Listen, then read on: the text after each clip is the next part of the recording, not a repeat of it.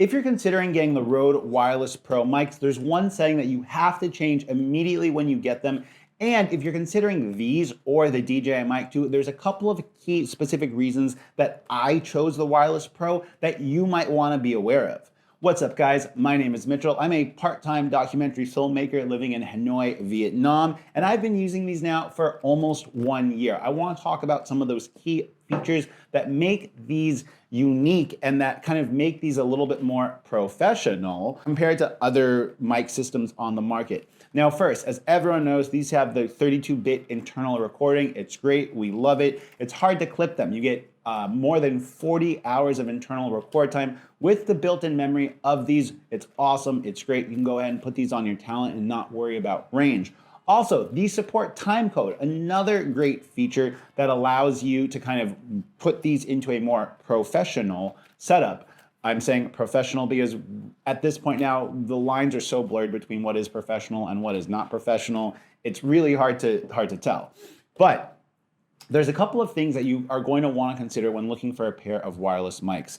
I got these for documentary filmmaking versus the DJI mics for two specific reasons. The first was their threaded 3.5mm input jack, which allows you to use more professional mics, lavalier transmitters, and kind of keeps the mic from getting unplugged.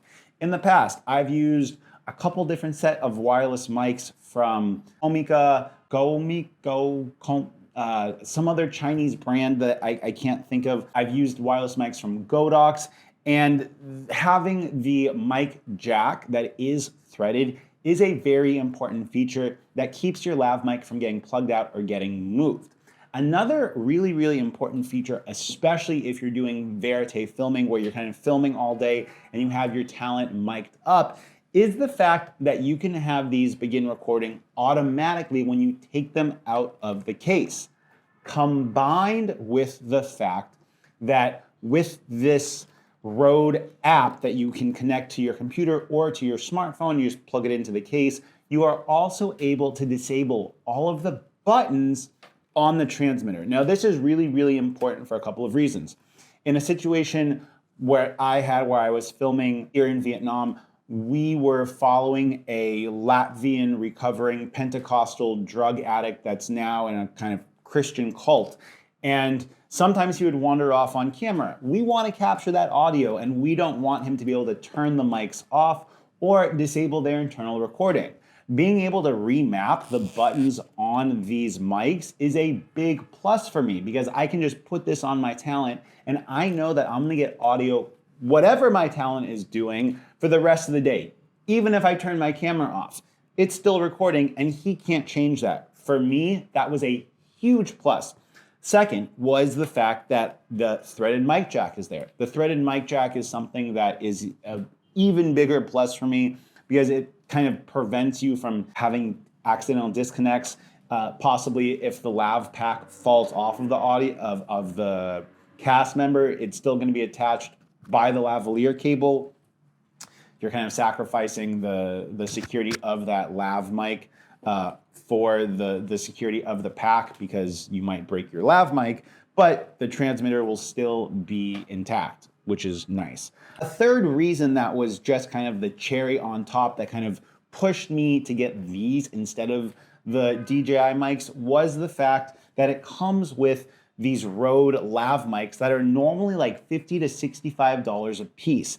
These mics, no, I think they're more than that. They're like $70 a piece. These lav mics sound really, really good. They're totally overkill for what I do on YouTube, and a lot of people will just use the transmitter clipped onto their shirt. But where I am here, I think that this sounds better. It looks better. I'm a professional, so I might as well act more professional, right? Finally, one of my kind of nitpicks just with this overall system is not being able to control whether or not the case is charging the battery. Now, I care about that because I'm not working every day. I'm not working every week even. I'm working once or twice a month, and I need these.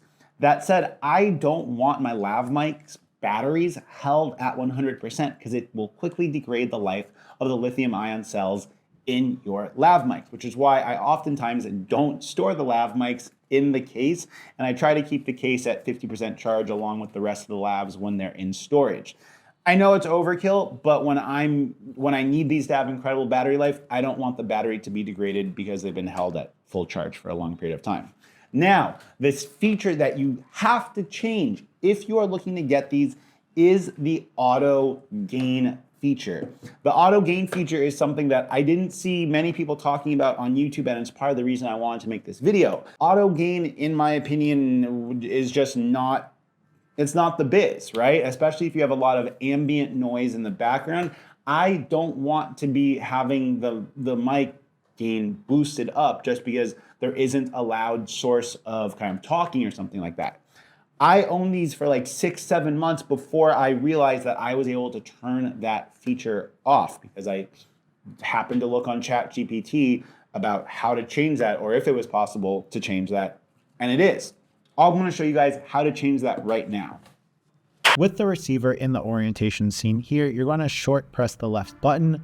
Next, you're going to long press and hold the left button, and you will be able to disable automatic or dynamic gain mode and be able to adjust the gain manually. With that out of the way, now that I have that feature changed, I absolutely love this wireless mic system. And I think that for a lot of people that are in the documentary filmmaking space, being able to run timecode and being able to disable a lot of the buttons on these is a big win for me. I'm not sure if DJI allows you to do that, but I know that for me, this was a selling point of this system, and it might be a selling point for you too.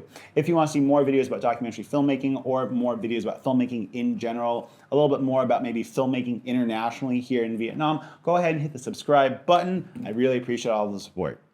Peace. If you're thinking about getting the Rode Wireless Pro Digital Lav system, there's one setting you have to change as soon as you get them.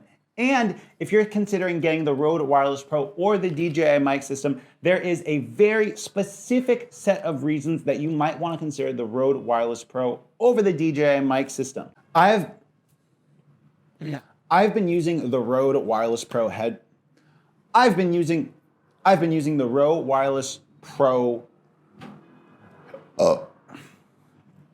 I've been using the Rode Wireless Pros for documentary filmmaking now for about a year.